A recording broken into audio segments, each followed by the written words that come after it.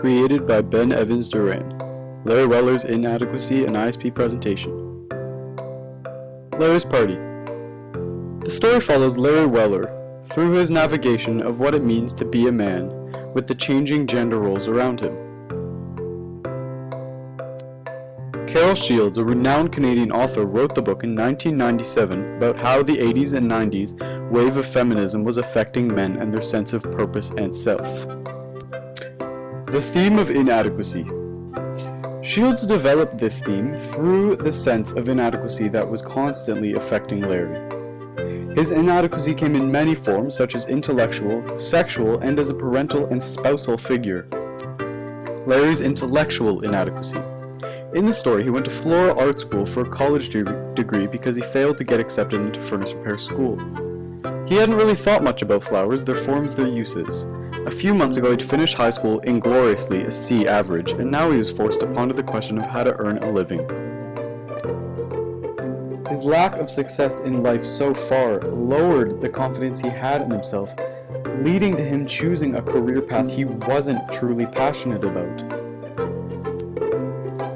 Another example of this is seen in Larry's 20s and 30s. He was not a successful florist anymore, so he tried to fix this insecurity and incompetent feeling by broadening his vocabulary.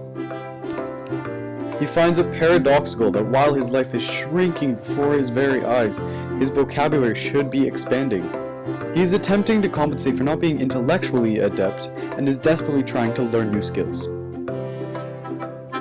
This sense of inadequacy came from the fact that the amount of women in the workplace was rapidly increasing, and he would have felt as if he was being replaced. Larry's sexual inadequacy. Sexual inadequacy is part of the male experience, and in Larry's case it was related to his partners. Larry's marriage to Dory resulted in his love of mazes, and the mazes were put in the novel by Shields very strategically.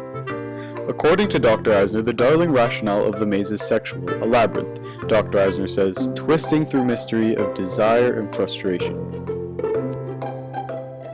The mazes represent the sexual frustration he feels with Dory, and he uses maze design as an outlet for the sexual incompetence he feels with her. Beth, Larry's second wife, was a young, beautiful woman he dated, then married, and this created a lot of insecurities for him. Sexual empowerment for women was a big theme during the 90s, and this was a cause of Larry feeling unstable and insecure with his own sexuality, as if he felt the balance had been thrown off and it was taking a toll on him. Larry's inadequacy as a father and husband. Because of the increase in a woman's ability to raise a child on her own, some men felt they were no longer needed in a family, and this is exactly what Larry felt. After Larry and Dory divorced, he moved to Chicago for his career. The interpersonal dimension of fear of experiencing shame and embarrassment, for example, has been associated with the adoption of avoidance achievement goals. So basically, he ran away from his son and wife to avoid the failure that they represented. When he saw them, he was reminded that he had let them down. He felt disconcerted and ashamed because he was not the breadwinner of their family, nor did he feel as if he was good enough for them. Another thing that made him feel inadequate was the fact that Dory could take care of Ryan on her own and didn't really need Larry there. Fatherhood is a highly contextual phenomenon, and the way men engage in parental roles is strictly connected with social expectations and people's assumptions about parenting and gender roles. Every father executes their role differently, but the roles of these norms are changing, making it difficult for some to navigate what is expected of them and to create their own definition of being a father.